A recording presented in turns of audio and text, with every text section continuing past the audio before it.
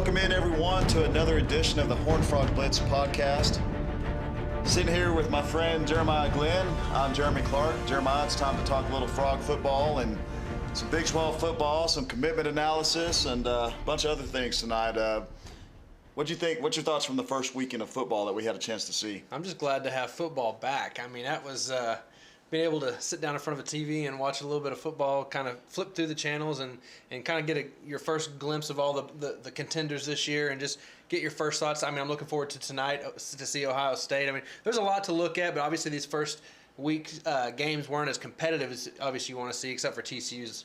But, I plan on watching as much as I can just to get a feel for kind of how TCU fits into the big picture. I was like you on Saturday. Of course, I went out Friday night to watch Tcu commit Sean Robinson play Geyer and Ennis. That was a close game. Had a chance to see a five-star quarterback up close. But Saturday, after my son's football game, which we took a defeat, all you Alito fans out there, yes, you guys did beat us. My Azle Pee Wee team is a hard-fought loss. But let me tell you, boys, all you Longhorn fans or people that know Longhorns, Jermichael Finley's son, he's pretty good. But enough about the 7-year-old football league that we can talk about that all night. We'll just forget about TCU. But anyway, TCU starts off the season with a 1-0 record, 23-17 win over Minnesota. It probably wasn't the score that a lot of Frog fans wanted to see. But as you and I have talked about, a win is a win is a win. And for them to go up there and get a win over a quality opponent in such a hyped environment, that place hadn't been rocking like that, I don't think, ever. Talking to people that were at that game said it was a very hostile atmosphere, and it's always good to get that first game over with. I would much rather them play a game like that over a game against a Division II team like they're playing this week against SFA. I would much rather see them come out. That's what good teams do. Good teams go into hostile environments and maybe not play their best, but they somehow come out with a win. Sure. I mean, I think you and I were probably guilty of being like 99% of the guys on the board watching this game going, what's wrong with the offense? Why do they look so vanilla? Why are they struggling? Because there's so much hype and expectations on this team this year. But when you have some time to sit on it and think about it, you think about how many new starters they had on defense. You think about the environment they were playing in. You think about all the expectations, but also injuries. I mean, no excuses, but the fact is, when you look at it, they went on the road against another P5 team. They won the game. They didn't play their best. They probably left 14 to 17 points minimum on the field. Absolutely. And so when you take those things, you give plenty of teaching points to the coaching staff. They can take this and go, okay, you didn't play great, but this is what you did good. This is what you can improve on. And there's a lot to look forward to. And I don't think TCU's offense all of a sudden just forgot how to play football. Minnesota had a little something to do with that. So we're going to see going forward how good they are, but I think they're going to be fine. They got those first game jitters out, and overall, a win on the road is a win on the road. Well, let's talk about some positives that both you and I saw during the game, and we'll get into the negatives, of course. But one of the positives I saw starting off is you had 7 guys on defense, or 7 out of the 11 guys were making their first ever start on defense yet, and everyone's eyes were on the defense. How well are they going to adapt to Minnesota's run game? They basically shut down Minnesota's offense all the way until the fourth quarter when Minnesota actually got that 91-yard drive going. But I was really impressed with what I saw from the defense. You're missing Davion Pearson, you're missing James McFarland, you're starting a true freshman linebacker. Your other junior linebacker only plays just a few plays in the first quarter. And you have to bring in your backup immediately. You have Nick Orr making his first start at corner. You have Denzel Johnson making his first start at strong safety, and Kenny Aloka making his first start at weak safety. Overall, you've got to be very pleased with what you saw on defense, because this wasn't an offense that they were playing against that's not going to spread the ball out and pass the ball a lot, but it was one of those offenses that run straight ahead, and that was the question that Gary Patterson had coming into the season. He knew his linebackers can run. All of them are 4.5, 4.6 guys. They can run consistently and cover slot receivers. His biggest concern was how well can they stop the run up the middle? How well is Mike Freeze going to pound the line of scrimmage when he has a fullback or a big lineman coming after him?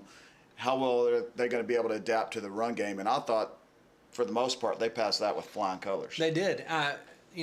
Minnesota's a run-heavy team, and I feel like it was 140-something yards, I believe, that they got on the ground, which, I mean, that's not setting the world on fire, especially when you expected to rotate 2 or 3 guys. They're supposed to be pretty good. But My big concerns are still my big concerns. I thought Mike Freeze played really well for his first taste of college football in that environment on national stage. I really felt like he stepped up, and he's got something. I mean, you can tell just by watching. The kid's got something, but I still, it makes me nervous. And now, depending on where Sammy Douglas is with his injury, you're pretty thin there, and it makes me a little concerned for going forward, how these guys are going to hold up physically. Not that they won't make the right reads and make the plays, but are they big enough? But you can't go into it worrying about those things. You have to keep playing your game, and I love the way Freeze seems to really have the instincts. He seems to read the ball well, and he attacks a lot of scrimmage. That's what I really thought he would be hesitant with. I thought he would sit back and read and kind of wait for the play to come to him. I saw a lot of attack in his game, and I liked that a lot. Another positive I saw was the play of Terrell Lathan. I mean, Terrell got in there a couple times, set the tone early, sacked Mitch Leidner, caused a fumble, and that led to an early frog score. But I was real impressed with him, especially with McFarland out. With him being out, he stepped up to the plate, did what he needed to do. It was big for him to come out there and show that he can get around the corner pretty good. He gave the left tackle for Minnesota fits most of the night, even when he wasn't hurrying Mitch Leidner. He was making plays. And, they had to pull that guy out and put somebody else in there. Yeah. He couldn't handle it. But that was definitely another positive I saw, especially when you don't have a guy like Davion Pearson in the middle that's plugging it up. Usually, when you don't have someone good in the middle, it's tough for an outside pass rusher to get consistent pressure. It was noticeable that he wasn't in there. I mean, you kind of take for granted what Davion has been because Chucky was here and he was getting all the headlines, but Davion just clogged that middle up and would take on one or two guys and, take on double teams and everything else. I mean, you kind of take for granted what you have there, and when you see in a game like that where you could have used him, I mean, that was big. But hopefully he comes back soon and they start getting their guys healthy and ease these guys back into playing time. The good thing is you got SFA this week. No knock on SFA. They played a tough Northern Arizona team, pretty tough last week, but you really want to be able to rest some of your guys, get them back healthy for the meat of your schedule coming up. Yeah, I don't see Davion coming back anytime before Texas Tech. I think he probably gets rest against SFA and SMU. But in all reality, he really doesn't need to go out there. Chris Bradley didn't get a lot of pressure the other night, but you got to remember they're playing a pretty strong offensive line as far as they didn't have a lot of experience, but those guys are pretty big. They're easily outweighed the TCU defensive line by several pounds. I don't know what the difference was, but just by looking at it, you can tell. Your typical Big Ten offensive line. How about our guy Connor Mays? Connor Mays started right guard, and I was proud to see Connor out there make some plays. And I'll be honest, he got Ty Summers a couple times when he pulled, and they got some big some decent gains out of it when he was moving around. I would say if there was a negative from the linebackers, it was probably just being able to get off their blocks a little bit better, but. That's going to come with reps. Oh yeah, you just got to keep getting out there and pushing at it. But I was pleased with the secondary. The secondary had a good night. They didn't throw for but 150 yards somewhere around there. They gave up two big plays, but one of them was a gimmick play. I mean, you're in trouble when you're going to the flea flicker early in the game like Minnesota did, and that's something that they had to do to kind of get themselves back in the game. But overall, I was pleased with the secondary. Of course. That late drive in the game is going to leave a sour taste in a lot of mouths. Teaching points. It is. It's just basically you don't give up. And I know some people were kind of dissatisfied that TCU looked like they were just going to run the ball with over 4 minutes to go and kind of just go into the cruise control with the game. But if anything, it should show them that they need to keep running their offense all the way until the last 2 minutes if they are playing a close game. And I know Gary's real nervous about quarterbacks making mistakes, and what's the old saying when you throw the ball out of three things, two of them are bad. Yeah. Two bad things can happen. So, but he's got to remember too that he's got a Heisman caliber quarterback that a lot of people feel is the best quarterback in college football. So I think they need to at least let him use his arm a little bit, not throw downfield, not make stupid throws, but just little intermediate passes, the hitch pass that Josh Dotson can catch in his sleep. And move the ball that way. But overall, I was pleased with a few things. And negatives, what did you think of it? Well, I don't know if it's a negative, but I think it may end up being a positive. I think TCU saw firsthand that they're going to get everybody's best shot. period. They're going to get everybody's best shot. And Mitch Leidner, the guy is your typical tryhard, but he doesn't have the arm. He doesn't have the ability that a lot of these other quarterbacks that TCU is going to face this year has. And so this is good for them, the secondary, to get their feet wet against a guy like that, but they better step up even more with the guys they got coming up. Overall, like you said, I think that last drive was kind of deflating to watch because I felt like the guys looked like they were gassed, and that's not even a team in Minnesota that runs their offense fast. They are faster than they were a year ago as far as their tempo, but they're still not. They're not like the Big 12 teams they're going to see. Right. So, and it was funny kind of seeing Minnesota try to run an up-tempo offense because you knew they weren't. They just in don't their have element. the players for it. Yeah, they weren't in their element on that. But I want to talk about another positive real quick because I forgot to mention him. But I really liked what I saw from Sean Nixon. He didn't run the ball a whole lot, but he pretty much showed us what a bunch of the coaches have been talking about and how he could be so versatile he looks in like this he's offense. going to be a star. He does very well catching the ball. Obviously, I want to see him run the ball some more. I think the kid would be great in special teams. Speaking of special teams, Cavante Turpin, I know he went up there and you're putting on a uniform for the first time on the road in a hostile environment, and you're 18 years old and you got to catch punts. But man, I'll tell you what, and I put this on the board. He looked so effortless catching those punts. Now I know a couple times he might have had some people have a heart attack when he's not calling fair catches and they're coming down right on top of him, but. Overall, I thought he looked pretty good, and especially you could see his speed, especially on that 16-yard drag that he had, just his explosion. I know a lot of people are waiting to see Deontay Gray get back on the field, but I think this is a nice replacement. Not as experienced as Deontay, but he's got some pretty good explosion himself. He does, and I can already tell after one game he's going to be one of those guys that when the ball's kicked to him, you just hold your breath because. I mean, he had a couple of little, 5-7 yard returns that he looked like he was one guy away from just busting it.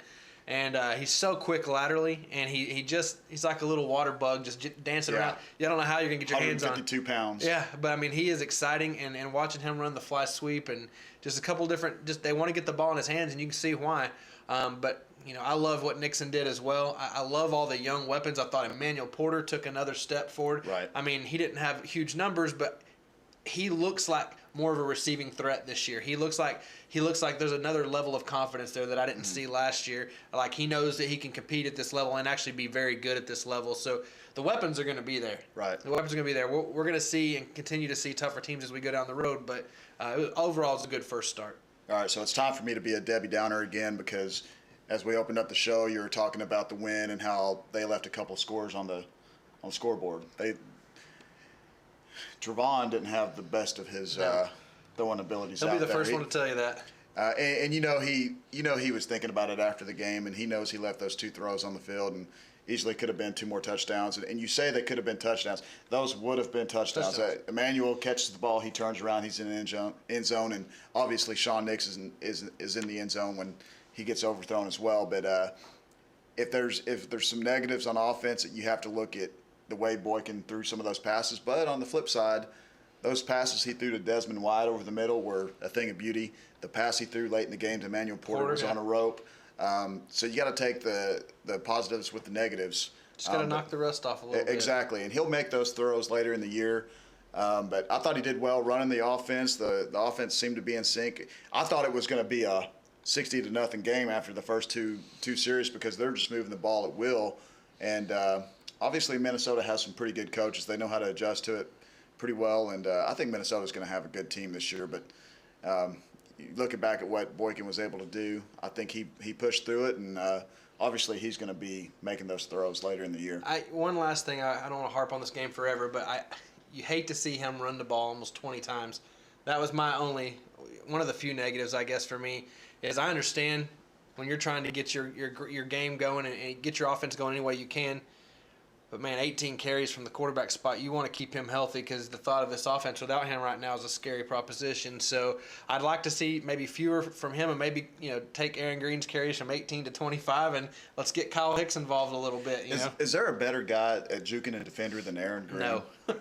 I mean, that little skip hop he does or whatever you want to call it, I don't think there's another running back in nation that has I haven't the seen one juke that moves runs that he like has him, like yeah. that. He may not have the greatest of breakaway speed, but if you give a guy a chance between 0 and 20 yards, he's gonna make 20 yards every time. I mean, he just does such a great job avoiding the tackle, and he turns his legs, man. He keeps him running, and I think he's going to have a good year this year. Well, I think he's going to be the first TCU running back to run for 1,000 yards in a while, and actually, I think 12 or 1,300 yards isn't out of the question. So Ed Wesley's the last guy that did. yeah, that was did that 09? What year was that? I want to say it was around 09. It was a few years ago anyway, but he rushes for 88 yards, and like you said, I would definitely like to see him maybe touch the ball 20 or 25 times. But with this offense and the stable of running backs they have, I don't know if one back is going to get that many carries a game. But if you get in a point where they're running 80 to 90 plays a game like they hope to do every game, then obviously you have a chance to do that. But I don't know if we'll see Trevon running the ball as much against SFA, of course, or against SMU.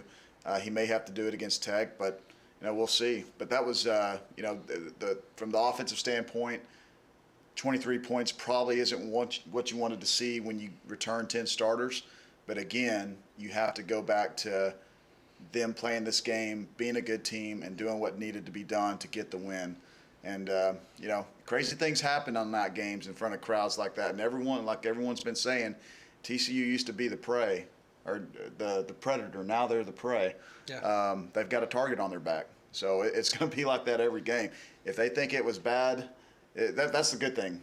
What I said on the board, too, is it will prepare them for a game like Texas Tech. Sure. Because more than likely, somehow or another, that game against Texas Tech, although it hasn't been announced yet, I can almost guarantee it's going to be a night game. Yeah. Just because it's TCU and Texas Tech. They consider it a rivalry game, but we'll see. We'll see how it goes. Well, Tech might have to score 60 to beat them because after watching Tech's defense against Sam Houston State, Sam Houston State team, but Yeah. That's a little much. We'll go around the Big 12 here in a little bit and talk about that Texas Tech win and Sorry, I jumped those ahead. those several hundred yards they gave up against a Sam Houston team that has former Frog Ladarius Brown on there. game. Yeah, Ladarius had a real good game. But moving forward, we got to talk a little bit about the next game on the schedule, and that's SFA.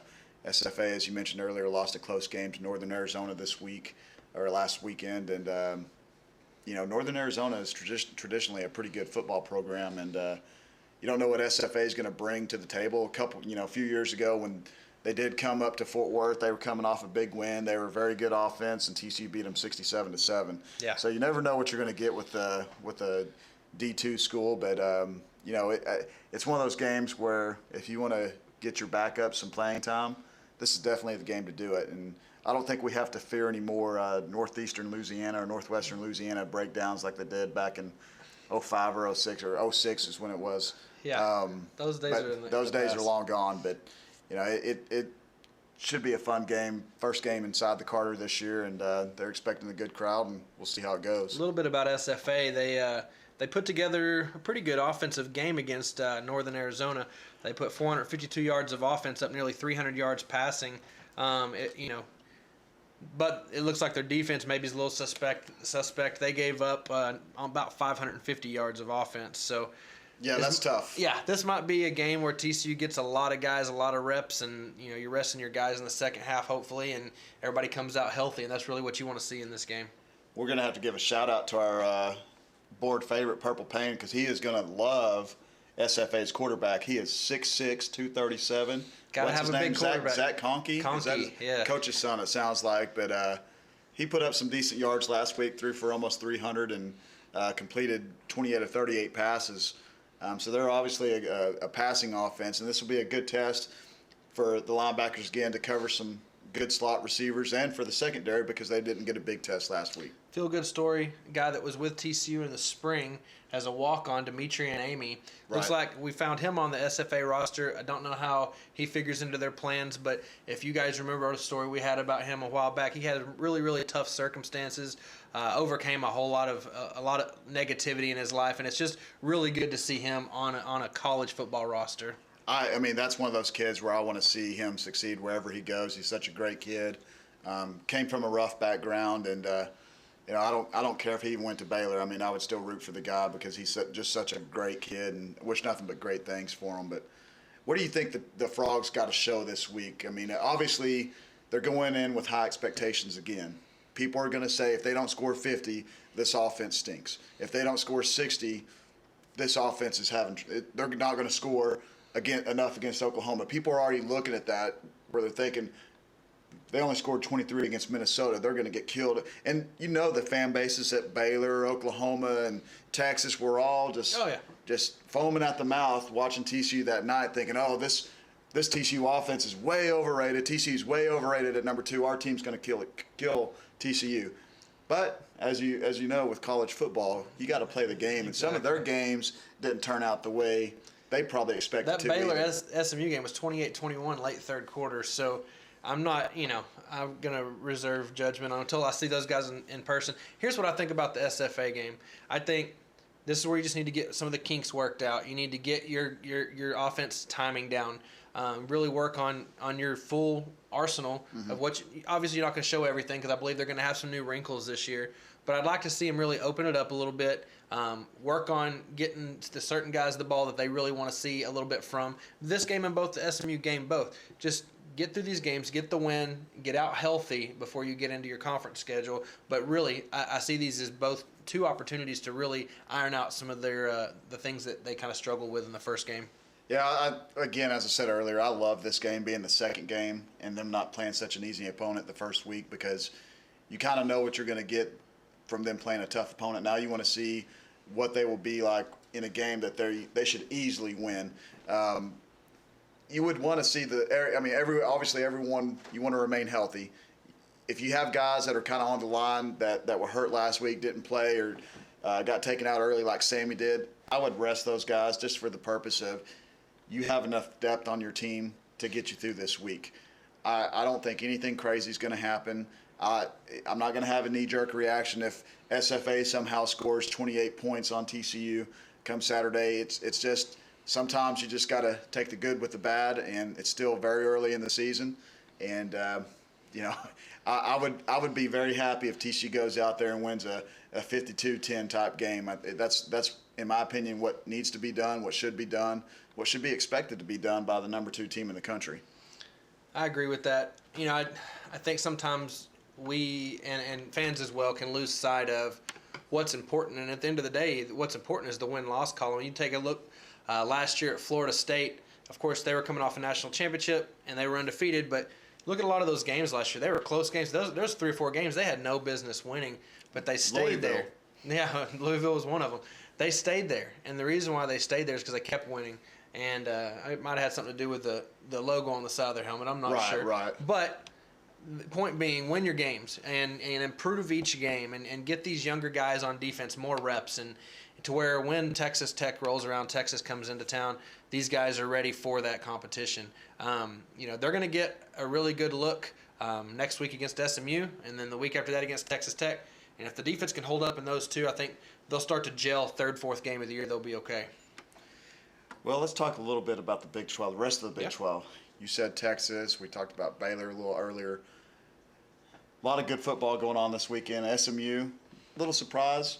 But, so many good games to talk about. Which game do you want to dive into first? I'm really kind of high on Oklahoma this year. I want to see what Oklahoma's going to be. I think their defense is going to be pretty good, and I'm real interested to see what they're going to do with the new offense. They played Akron. Akron's not world beaters by any stretch of the imagination, but Oklahoma looked good, and they look like a team that they're going to be tough this year. There's some people starting, all the talk early on was TCU and Baylor. Then you started hearing Kirk Herbstreit and some other guys start coming out and touting Oklahoma. I'm not saying that I think Oklahoma's going to beat Baylor and TCU this year, but I do believe that Oklahoma's going to be improved, and I think they need to be for the conference to be more respected. We were kind of holding out hope that maybe Texas could step up a little bit, and maybe some other schools that could step up and kind of raise the conference as a whole this year. But my team that I think is going to help raise the notoriety of the Big 12 this year is going to be West Virginia. They return so much on defense. I think they're going to be really tough again, and I could see them winning 9 games or so this year. And they've got the hardest hitting safety in the Big 12. Their defensive backfield is no joke. So it's Oklahoma this week was probably one of the better games. I guess the worst game, you didn't get to catch any of that, was the Kansas and was it South Dakota State. Yeah, the Jackrabbits put it on the Jayhawks, and I watched quite a bit of that game actually. And Kansas actually looks a little more athletic this year than they did last year, but they do not execute, and their defense is looking pretty rough tough right defensively. now. Yeah. Then going back to that Oklahoma win, they first chance for us to see Baker Mayfield again. Obviously transferred from Texas Tech. Pretty remarkable story, man. That guy was begging for a TCU offer late in the recruiting process, and Frogs ended up offering Zach Allen, and Baker goes on to walk on at Tech. Has a very good start to his true freshman season, and things all just wheels kind of flew off completely. Ends up at Oklahoma, but he completes 23 of 33 passes for 388 yards and 3 scores, and that's pretty good. That's a pretty good stat line. But the thing that I kind of caught notice of from the Oklahoma game was when they ran the football, they didn't gain a lot of yards. I mean, their longest run of the day was 15 yards. Ryan only had 11 carries for 33 yards, and I don't know if that's indicative of them just Akron being a very good run defense, or them not just being a very. It kind of looked like they were just trying to get a lot of guys involved and trying to just not put too heavy of a load on one person. Get Joe Mixon in the mix a little bit. That sounded funny, Mixon in the mix. Yeah. But Put that in there, JB. And then Rodney Anderson, the kid out of was it Katy, right? Right. And he got a couple of carries, I believe. But I think Oklahoma's still going to have that power run game. They're going to be tough with that, but it's going to be real interesting to see how they implement more of the hurry up spread that they're working on. The game that I probably got the most satisfaction in and sent a lot of text messages out that Saturday night was definitely Texas Notre Dame. That was total domination. I mean, that was ugly for Texas fans. I can't even imagine sitting through that, watching that one. The big question is, will Charlie Strong be the head coach of Texas for the 2016 season? He better be. They got to give him a chance. They got to give him a chance to build his team. The guys down in Austin won't stand for this much longer, but they've got a lot more bigger problems than Charlie Strong. They need to fix something on their offense, and really quick. And when you don't have a quarterback, that's really hard to do. And they don't have a quarterback. They don't have a quarterback. They had 2 true freshmen starting on the offensive line. I mean, it was just total chaos. I mean, it looked as if – remember playing Tecmo Bowl a long time ago when you were a kid? And when the kid you're playing picks the same defense or picks your play that you're going to run, and next thing you know, the defense is just killing your offense for about a 30-yard loss. That's about what it looked like. It looked like Notre Dame knew what was going on. It was like Tyrone was telling them, hey, we're going to run this play right here. Y'all be ready for it. And they were. Other than that long pass to Burt, I think it was in the third quarter. Yeah. I mean, this is an offense that gets less than 100 yards of total offense. There's 2 problems I see with Texas offense. One, their offensive line is just getting manhandled. They're not giving the quarterback any time to throw. But 2, even when he has time to throw, Tyrone Swoops has not progressed as a quarterback. He does not look like he's ever going to get it together. He's a junior now, and I don't know what they're waiting on. Throw Gerard Hurd in there. He can't do any worse. And I actually thought that he gave him a chance on a couple plays with his scrambling ability. I mean, obviously he's making mistakes as well, but that offensive line is going to get one of those guys killed. I mean, they're like really, really bad. And just imagine if there's an injury on that offensive line, because you've already got 2 true freshmen starting. So that just tells you right there's not a lot of experience there for that offensive line, or not only an experience, but a lot of athleticism, a lot of just knowing what the heck you're doing out there, awareness. I don't think there's been a team that's been hit harder by attrition than Texas in the last couple of years, and a lot of that is just Charlie Strong cleaning house, and he knows he's going to have a couple of tough years ahead until he can lay that foundation for what he wants.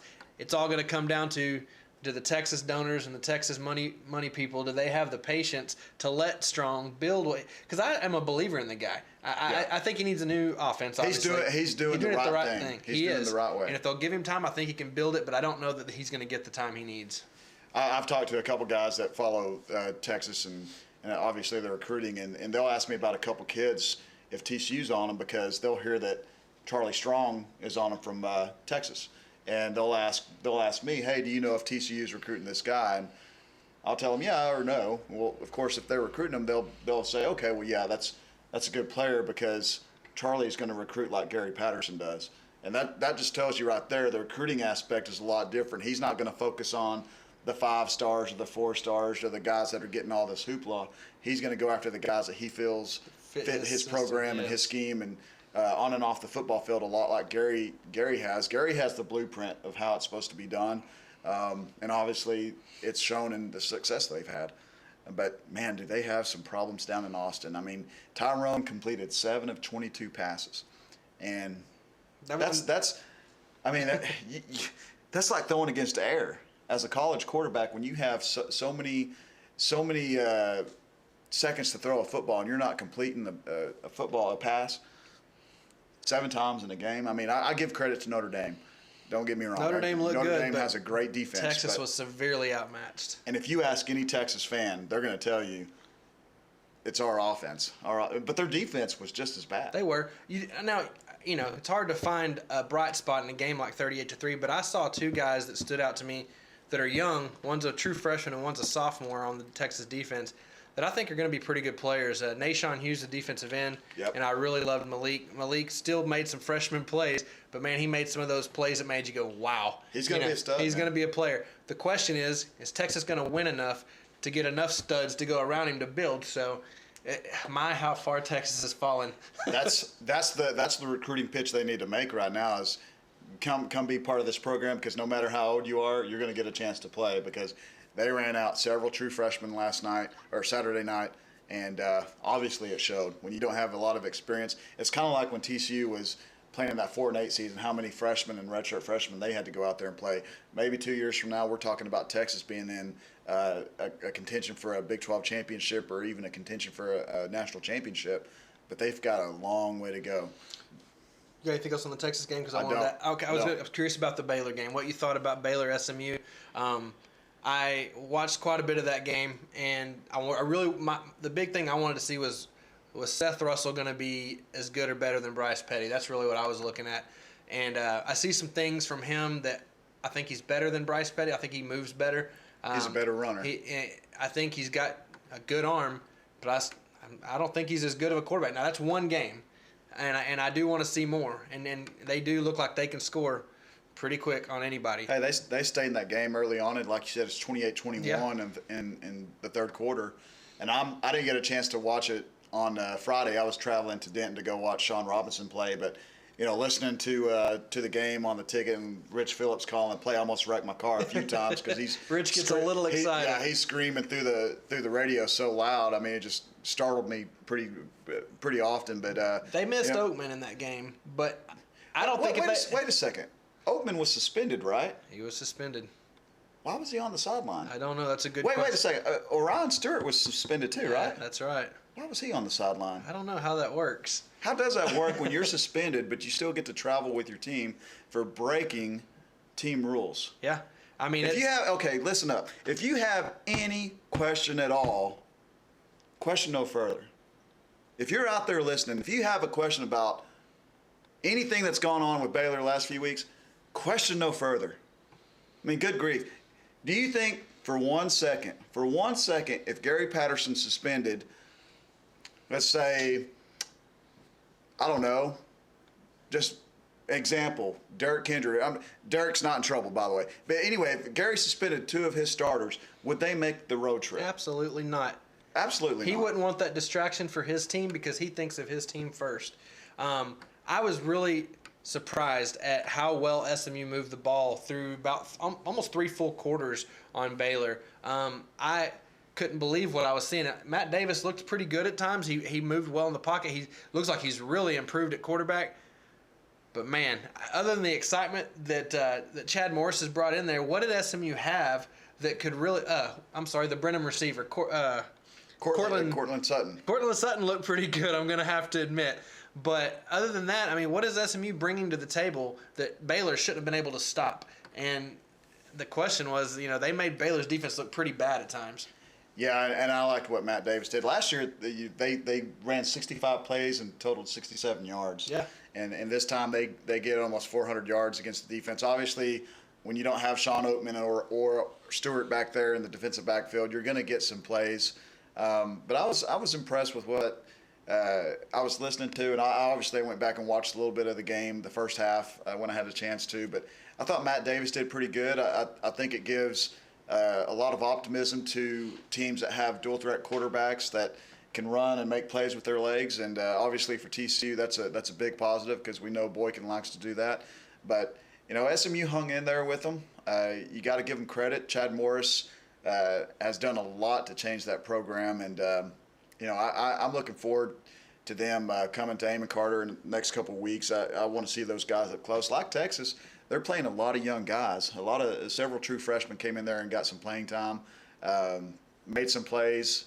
And as you mentioned, Cortland Sutton, I just like that kid. I had a chance to talk to him several times over the recruiting process, and obviously teammates with Austin Schlotman down at Brenham when they were both seniors. And Cortland was wanting a TCU offer. If he got the TCU offer, he would have been a frog without a doubt. But I'm glad to see him doing some good things over there at SMU. And I think he's going to continue doing some big things during his Mustang career. If nothing else, Chad Morris has some excitement around the program right now. Those guys believe that they can come in and fight with the number 4 team in the country and give them a game, So it all starts with the foundation. And I got off topic when I was talking about Oatman and Stewart because it kind of touches my chord a little bit when you see that when you're supposed to discipline your players, but yet there they are on the sidelines. And kind of goes back to what Gary said a couple years ago. Even when Dixon got thrown out of the game, there he was on the sidelines. And Browse isn't going to make his players leave the game. And if you don't believe it now, then you should. I mean, if you didn't believe it before, you should now. Yeah,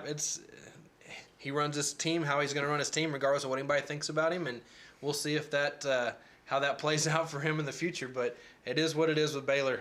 Oklahoma State, Central Michigan. I didn't get to watch much of that game. Actually, I didn't get to watch any of that game. But I did, read a little bit about it. I was surprised. Maybe Oklahoma State was one of the dark horses to win the Big 12 this year, or at least challenge. And who knows what they may be. But they had their hands full with Central Michigan. Central Michigan gave them a heck of a game. And I don't want to compare it to what TCU went through because I don't think if Minnesota and Central Michigan there was that 60,000 hostile Chippewa fans going crazy. I have in the to stands. say I was surprised to see Oklahoma State have to pull that out late. So obviously first game jitters. I try not to put too much stock on any of these first games, but it is interesting to kind of see what some of these guys actually have whenever you hear about who all the talking heads think are the contenders and the pretenders for the year. It was an eye-opening game for me as well because I thought Oklahoma State would go up there and put more points on the board. I like Mason Rudolph as a quarterback. I thought he was a little bit underrated coming out of high school. He threw for almost 267 on the night. And they actually use him and J.W. Walsh. J.W. Walsh is a guy that was the starter there for a while and then got injured and just didn't really have a chance to make plays, I guess, so many times because he was injured so often. But he's still in there he's kind of their dual threat quarterback, their wildcat quarterback, if you will. And he had a scoring touchdown, but doesn't throw the ball. If you see J.W. Walsh get in the game, more than likely it's going to be as a running quarterback. But yeah, I was kind of surprised by that score as well. Another game, didn't get to watch any of this one, but West Virginia shut out Georgia Southern 44-0. West Virginia is one of those teams that I'm kind of high on just because of their defense. I think that could be one of those games that TCU may struggle with a little bit at home. Just because West Virginia, just look back since they've been playing. Every single game since they've been in the Big 12 is close. These two teams, when they meet up, it is a knockdown, drag-out fight, and I don't think it's going to change this year. So that I don't know anything about Georgia Southern's team this year, but an easy win for West Virginia. Iowa State struggled last year with Northern Iowa, and they got the win this year, 31-7. So good for the conference. You need them to win those games. I mean, you can't be losing to Northern Iowa. Northern Iowa has given them fits over the last few years. But back to that West Virginia game, that was a good win for them, and I'm certainly glad that West Virginia's coming to Fort Worth this year because, like you said, it's always been a close game, and the Frogs are going to need their fans behind them in that game. But the one guy that is a kind of a local guy is Skylar Howard. He played at Fort Worth Brewer, and he's a little bit different than golly, the name's escaping me. He was their quarterback last year. Clint. Clint. We'll call him Clint. I'm drawing a blank. Yeah. Well, we'll just call him Clint for now because we're a bunch of idiots. But anyway, TCU tore up Clint last year, and Trickett. Yeah, Clint Trickett. Sorry about that, guys. Yeah, Trickett. Anyway, Skylar Howard brings a different element to the offense. He's a running quarterback, and for whatever reason, over the years, as we've watched, TCU struggles a little bit with dual threat quarterbacks that can run. The Sanford guy last year, even the guy from the Bennett kid from southeastern Louisiana a couple years ago. Those guys were able to make plays with their feet. Smaller conference guys, but Skylar Howard is a guy that can definitely make plays with his feet. But he had a pretty good day throwing the ball, 16 to 25 for 359 and 2 scores. But definitely something to keep your eye on. It's not going to be a classic pocket quarterback that they had last year. And TCU got some serious pressure on them last year. But Skylar is definitely a more mobile guy. And let's talk about the team I know every Frog fan wants to know about is Texas Tech. How did they do? They won against Sam Houston, 59-45. Your thoughts on that, sir? I watched a lot of that game, and they had an injury on defense, Micah Alway, and if he doesn't come back, you talk about being in trouble. That defense is thin. They're small, and they are thin, and I don't see it getting any better. I mean, they're going to have to. Where's Mike Mitchell at? Mike Mitchell was supposed to average 6 sacks and 30 tackles a game for that defense. I don't think I heard his name. Okay. I personally. I just want to make sure. Yeah, Sam Houston State is a very good school for the level that they play. But you should not allow that team to come in and score 45 points for you at your home opener. You could make an excuse maybe in other scenarios, but you just came off of a 4-8 season. You got a lot of talk that you're going to bounce back this year, and you might, but you can't only give 45 points up to Sam Houston State to open the season, because all that did was show the rest of the Big 12 that they're in for a free-for-all whenever they play. Not only 45 points, but 637 total yards. It was the third most offensive yards in Sam Houston State football history, and that was against a Big 12 defense. And they actually got more yards than Texas Tech on the day. They had two quarterbacks complete 18 passes. So they completed 36 of 52 passes between 2 quarterbacks, Jeremiah Briscoe and Jared Johnson. And they just kept throwing the ball, running the ball. They did whatever they basically wanted to do against a Tech defense that has several holes. If there is a bright spot for Tech, I like the way Patrick Mahomes played. He brings another element to that offense. He can throw the ball. He threw for over 400 yards in the game. But he can move around a little bit in the pocket, and he can another one of those quarterbacks that can kind of give you fits on defense. If you don't play to your assignment and you get out of position, he can tuck the ball and take off. So that's another guy. We got to see a little bit of him in Fort Worth last year. He came in at a really tough point of the game and got beat up, but he made a couple plays in that game too. So I think he's got a little something to him. They're always going to have their skill guys. They've got good Devin Lauderdale. They've got some good-looking receivers.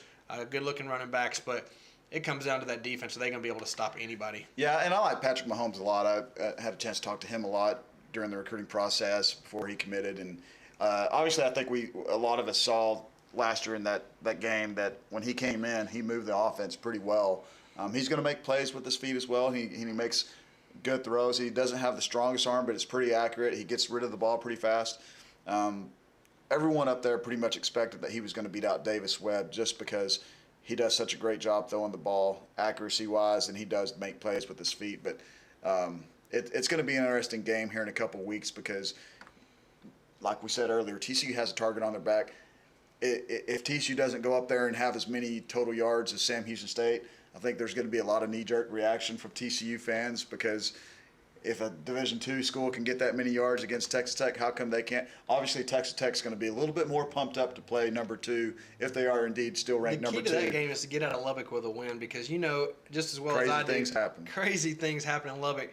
The game a couple of years ago with a fox running on the field. Oh, my gosh. I mean, you can't make some of this stuff up that goes on in Lubbock, but you just go there and get the win. Let the statistics go out the window. You get out of there with a win. That's what matters. It's Ladarius Brown, former Frog, had 7 catches for 80 yards, and Davion Davis had 12 catches. So Josh Dotson's got to be licking his chops a little bit, ready to go out there and test that Red Raiders secondary a little bit. But let's get back to that game that you were talking about earlier, Kansas and South Dakota State. Hold on real quick. Kansas State beat South Dakota 34-0. The story of that game really wasn't what happened in the first or second half. It was really what happened at halftime. I don't know if you had a chance to see. I didn't see this. The Jayhawk versus the Starship Enterprise, but if you have not seen that, take a look at it. Google Kansas State halftime show, you'll probably get about 1,000 results in a split second. Just take a look at that, because that was really the story of that football game. But the game we want to talk about now is Kansas versus South Dakota State. Kansas loses. It doesn't look good for the conference. Obviously, it's a rebuilding year for them. David Beatty, former TCU cornerbacks coach. Kenny Perry now is a co-defensive coordinator up there. But man, I don't care if you're playing a directional school, what have you. If you're a D1 school and you're playing a team from a D2, you shouldn't let them score 41 points in the first place. But not a good day for the Big 12 when Kansas loses to South Dakota State, and certainly a lot of fans in Lawrence are going to be just really hungry for a good win now, and they're probably wondering when that win's going to happen if they can't beat South Dakota State. If the Jackrabbits come to your stadium and beat you, I mean, it sounds like a 2A high school football team mascot, the Jackrabbits. If they come to your school and they beat you, you got some, look, I'm no knock on South Dakota State. They're a pretty good program. TCU's actually going to get to see these guys next year. So I'm not knocking these guys, but Kansas, as a Big 12 program, has to step up and win that football game. Even if they won it 41-38 at the end, the opposite score there, you have to find a way to win that game. And they made some plays. They got down early. They came back. It looked like they were going to come all the way back, but they couldn't finish the game. And you got a lot of young guys playing for Kansas, but that's no excuse. You should have the upper hand on a program like South Dakota State. They should not be able to compete with you. This was a 31-14 game at halftime. I mean, you're losing by 17 at home to a Division II school. But as you said, they got some younger players, and like every game, there's going to be some positives and negatives. But the positive I probably saw was Montel Cozart. He's a true sophomore. Got some playing time last year as a true freshman, but they were kind of in a quarterback battle all year last year. Looks like he's taking the reins as a starting quarterback. He throws for 291 and actually added 94. So he actually had a pretty decent game for the Jayhawks. And Keon Kenner, the running back from Little Elm, remember how good he was a few seasons ago. Wasn't academically eligible coming out as a senior, but now he's obviously got his head on right. He rushes for 157 yards and two scores in the game. But I think they have the guys in the right place, but it's definitely going to take a little bit longer than people expected. It's going to be a total rebuild up there. Obviously, they've got a ton of guys to replace on defense. A defense that we saw last year that you and I were pretty impressed with, even though coming into the game we didn't give them much chance at all to even keep close against TCU. But they lost a lot of good seniors from a year ago on that defense, especially the linebacker. A lot of guys have played a lot of reps for them. They're gone now. Sorry, go ahead. No, that's it. I mean, I just talking especially at linebacker and in the secondary, but a lot of young faces for the Jayhawk defense. And Kenny's one of our friends, and I hope that he does a good job up there. But certainly, I know he hoped to have a better first impression on the Jayhawk faithful. I talked about not finishing. That game was 31-14 at halftime. It was 34-28 going into the fourth quarter. Kansas clawed back, and it really looked like they had the momentum, and they were going to come back, but they just couldn't hold it, and that's where it comes to finishing these games. I mean, it's great to come back, but if you don't finish it, it's still an L. That's all that matters. You took the L. You can take a moral victory, but I hope you're not out of a game with – There's not really a moral victory out of that. Thank you. And so because of that, you really got to improve. You hope that Kansas can figure it out a little bit, because you don't need any teams in your conference going 1-9 or 1-11, anything like that. You need some guys to get as many wins as possible to build up the strength of the conference. Well, we've talked enough about the Big 12. Went around the horn a little bit. Let's talk about something a little bit closer to home. Let's talk about some of these TCU commitments. They were in action again last week. I went out there to Denton and saw Sean Robinson play.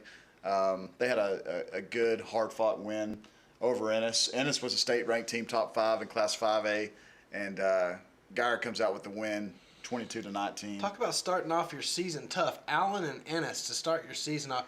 I mean, Robinson's maybe catching a little flack for his 14 out of 41 through 2 games, but good grief, that's man. 2 very good defenses he's gone up against. But I will say this, when I was out there watching him, he did have several drop passes from his receivers. But there were some plays where he just made bad throws, and he's gonna be all right. He's just like TCU playing a opponent like Minnesota, him playing Allen and Ennis the first 2 games of the year is only going to make him better. That'll serve him well. He's going to play some teams later on this year that he'll throw for 300 and probably rush for 200. That's just the kind of athlete he is. But you talk about a dual threat quarterback. He is a guy that can definitely escape a rush. If they were getting him sacked, it was a 2 or 3 man effort, because one-on-one, you're not going to bring Sean Robinson down. He's going to juke you or he's going to run over you, plain and simple. But the thing that I liked most about him is his ability at such a young age to keep his eyes downfield. He makes so many plays. He's very cognizant of where the line of scrimmage is. He's constantly looking for an open receiver. That may be his bad trait as well, because there's a couple times where he was looking downfield that he could have just tucked the ball and run for about maybe 6 or 7 yards. But obviously I was pretty impressed with him. I want to see more of him throwing the football at a more consistent rate. I can't really say too much bad things about him right now, but other than he's got a pretty bad passing percentage. But again, Ennis and Allen are 2 pretty tough defenses to have to face starting the season off. But I think he's still going to come out and have a really good year. Well, I didn't get a chance to see him in person, and that's one guy that I really would like to see in person. I didn't get out to the Alito game this week either, but they struggled again on offense. They have no skill guys right now. They don't. They're struggling on filling the roles that Jess Sanders, Luke Bishop, and Ryan Newsom left. They won 10-6 over a school from Mississippi. Their offense is going to continue to struggle. It's really hard to evaluate Wes Harris right now, because they don't have anything to work with. So all he can do is keep doing what he does. If you've watched Wes Harris at all, you know he's a player. He's a man among boys. It's not even fair what he does to these guys, but he's a big physical kid that's going to continue to get better. But yeah, Alito's in for a long season, I have a feeling. I want to talk about Courtney Lark. Through 2 games, this kid's got 15 catches, 261 yards, and 2 touchdowns. And I, for one, was really keeping an eye on him, because maybe he was dinged up in some camps over the summer. Maybe I think he might have had some hamstring issues or something. I wasn't seeing this burst that I've been hearing about at these camps, and I really wanted to see him. He ran a 4.72 at Nike. Exactly, and so I was really concerned to see, or intrigued to see, I guess, how he would do once the lights came on. He looks like one of those kids that when the lights come on, he just makes plays, and you can't come here running a 4.72, so surely he's going to get that fixed, but. I don't think anybody ran really good that day either. Now that we think about it, it was a cold day. Hey, Tyree Cleveland ran pretty good. I remember him running 4.38, and everyone going, "Good gosh, Cleveland's the fastest kid here." But the kid that I want to talk about for a second, he's my boy, is Brennan Wooten, because he's down there at Central now, and I think he's going to put up just humongous numbers this season. He does it again, and he did it against a quality opponent. I saw Byron Nelson scrimmage Alito a few weeks ago. They have got some athletes on that team. Byron Nelson could be a surprise team in the area this season. Obviously, they've got a good quarterback in Preston Hare. They've got Brandon Bowen on defense, and they've got some guys on offense that are just making some plays. They got a receiver out there. Pascal is his first name. I can't pronounce his last name, but he went off against Central. I think he had 8 catches for 200 yards. Because people were asking me who this kid was, and I said, yeah, he's legit. He's the real deal. He started to make an impression down at 7-on-7, but San Angelo Central wins the game 43-42, and Brennan has a big part of that. He completes. He throws for 315 yards and 3 scores on the night, and that was a come from behind win for the Bobcats. He just gets it done. He's thrown for 631 yards on the year, 7 touchdowns and 1 interception. 60 out of 88 on his pass completion. That's a pretty high percentage. I don't know if you guys know this. He went over 7,000 yards passing in his career in the game. That's a big accomplishment. By the end of this year, he could be pushing 10,000 yards passing in his high school career. And I think he will get that number. I do too. But comparing him with Robinson and King right now, because you're talking about the 3 quarterbacks of the future. From what I've seen through the first 2 games, Brennan is the best passer of all 3. He's the most polished. He is the most poised kid out of the 3 of them. He doesn't get rattled. You're going to get the same reaction from Brennan if he throws an interception as he does a touchdown. He does not get rattled. He's a leader. Those people down at San Angelo Central has just welcomed in Brennan and Aaron and his whole family. Oh yeah, of course. But I mean, as far as he has become a leader on that team, and that's tough to walk into when you're not necessarily from that area, and you're walking into a team that's guys that have grown up together. Yeah. Exactly. And he's coming in his last year of high school football, but they have really just got behind him, and they know he's the unquestioned leader of that team. But really happy to see him performing well. And I'll be honest with you again, for the first 2 weeks of action, I think he's done the best out of the three quarterbacks that they have committed to him right now. But speaking of the other quarterback, De'Aaron King, he's not doing too bad himself either. No, it's two tough opponents. They played. Who do they play week one? Springville, and then they got Galena Park North Shore this last week. They pull out the win, tight game, and De'Aaron has a heck of a game. I love the way he throws the ball, but you can tell he can improvise once it breaks down. He throws for 255 yards. He gets another 73 on the ground. This is going to be a kid that probably throws for 2,800 to 3,000 yards and runs for over 1,000. I mean, he is just electric with the ball in his hands. And obviously, he wants a shot at quarterback. Right. But he's the kind of kid, the athlete that could really do something at the quarterback position. Two more guys real quick that had big games. Matt Boson, the recent TCU commit, played their first game this past Saturday, collected 4 tackles and had 1.5 sacks. He's probably going to put up some pretty big numbers at that level. He was doing really well at Boise State, so for him to go back down to the JUCO level, I think he's going to have a big year. I wouldn't put it past him to put up double-digit sack numbers, end up with 10 or 11 sacks on the year. And lastly, the other JUCO player, Tosh Williams, another big game, had 7 catches, 85 yards, and a touchdown, but they got drilled by Butler. He looks like Butler's pretty dang salty every year, but he looks like he's going to be a big play threat, averaging over 19 yards a catch this season. One last guy I want to talk about real quick. Did you guys see what Dylan Thomas did? Oh, yeah. 72 points for Pascal. I don't know when the last time Pascal scored 72 points was.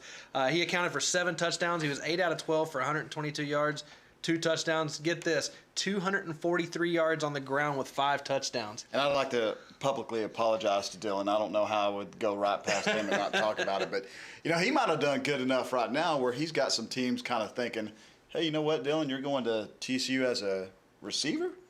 Why don't you come here and play quarterback? Yeah, there's going to be some teams that are going to come in and, kind of get in his ear a little bit about having the possibility of playing quarterback. And I know SMU is one of those teams because he told me at the Nike camp that SMU was still recruiting him and as a quarterback. But you got to think with some of the way the offenses are nowadays and more of them going more spread offense, getting quarterbacks that can run and pass the ball.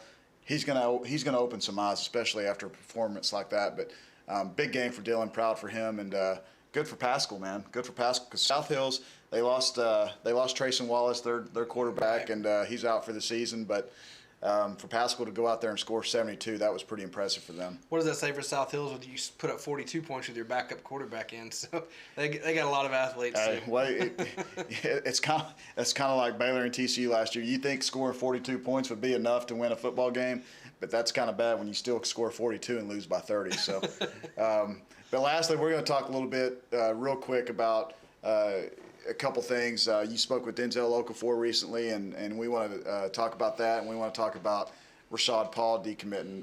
Rashad kind of caught us by surprise, just you and I. He seemed like he was well into TCU. Came up to TCU over the summer. I think he was up there for the July camp. Even took a picture with Wes Harris and gave the Frog sign and everything. He seemed like he was pretty in tune with what the Frogs were doing. Next thing you know, he's decommitting. But as we always do, we always try to get to the bottom of it and find out what really happened. And was this a commitment thing? Was this TCU not recruiting the player as hard? It sounds like to me that although we were caught by surprise, the TCU coaches weren't caught by surprise. That doesn't mean that they necessarily weren't recruiting him, but they kind of saw this coming from a while back because 2017 is going to be a very, very tight class. It's going to be small in numbers. You don't have a big graduating class next year. So it's going to be a very tight class. Scholarships are going to be at a premium. maybe TCU looked at him and thought, maybe he's not big enough to fit our needs at this position, or maybe there's other athletes at the position that they liked a little bit better. Maybe they didn't reach out to him as much as 2017 recruits want to hear from. They couldn't reach out to a 2017 recruit until September 1st. Any other kids out there saying they're getting this and that, talking to this and that coaches, I got news for you. Those coaches are breaking the rules. Yep. So just keep in mind what you're saying out there. But I like Rashad. I think he's a very good player. I think he's very versatile. I think he can play offense or defense at the next level. Obviously, he's had a pretty good start to his season. Led Bremont to a state championship last year. It was kind of funny because when I interviewed him, he was always talking about TCU being his dream school. Something happened to where I don't know if TCU was showing him as much interest and he got his feelings hurt a little bit, or if someone else was in his ear telling him, hey, you need to look around a little bit. Maybe he has aspirations to play quarterback at the next level. I don't know. But obviously the mutual feelings he had for TCU way back in the day obviously went away. Sure. And it's not over. It's a long way till signing day 2017, but you don't see it very often where a kid decommits and then comes back aboard. It happens from time to time. James McFarland. Yeah. Wasn't it Cam? No, Cam never. Cam White. Cam White back in the day. But yeah, so it happens from time to time. I want to talk a little bit about Denzel Okafor before you guys go jumping off the cliff. Hear me out. It's really tough these days the way we interview kids. It's a little bit different. It used to be we called them all the time. We still do phone interviews, but you don't do near as many. A lot of these interviews are done on Twitter, so you're reading in text format. It's really tough to get an emotion from a kid. You can really, if you're not careful, you can read too much into the way something is said. But I will admit, the way I took the responses to my questions with Denzel was he wasn't impressed with the way TCU played, and it was almost like he was looking for a reason to give Texas a pass on what they went through. Well, if he didn't like how TCU played, he sure as heck didn't like how Texas played. No, and he did say, he's like, I want to see both of them again. I've been talking to him about him coming up for the Texas TCU game. If he plans on coming, he's back and forth. He wants to come. It's just if he's going to be able to come. I still believe it's between these two teams. I think TCU really needs the next couple weeks to just open it up and just start separating themselves. Texas has to play Cal. Texas has to. Who else do they have in the first? They could very well. They could very well come to 4. Yeah, they could come. They could come into Fort Worth at 1-4. I mean, they really could. And so, don't go jumping off a cliff because of the way he responded. But I will say it caught me by surprise after talking to him numerous times that it kind of felt like he was looking for a reason to give Texas the benefit of the doubt. When if you watch that game, there's no sugarcoating what you saw. No. I mean, there's no way around it. But, he said first game jitters. We'll see. TCU had first game jitters of their own, so it really is going to be a battle. I mean, they're in a battle for this kid, and he's the kind of kid that you want in the trenches, so they're going to stay on him. I will say this, the positives that are there for Texas are the same positives that are there for TCU, and obviously that's playing time. Obviously he saw Connor Williams and the right guard Patrick Vihai play as true freshman, so that probably opened up his eyes a little bit. But at the same time, TCU loses 6 offensive linemen after this season. So not only do you have a chance to come in and compete for a starting position, you're obviously having a chance to come in if you do not start to get a chance to get some playing time at the second team. And anyone that's watched TCU over the last couple of years knows that they run out of first and second team offensive line. Pretty much there's been games where you see a rotation almost like you do on the defensive line for those guys coming in and getting reps during a game. So it is what it is. But anyway, guys, we're going to finish up with that. We appreciate you guys listening. As always, appreciate you guys interacting with us on the board. Until next time, I'm Jeremy Clark for Jeremiah Glenn. Talk to you guys later. Have a good night.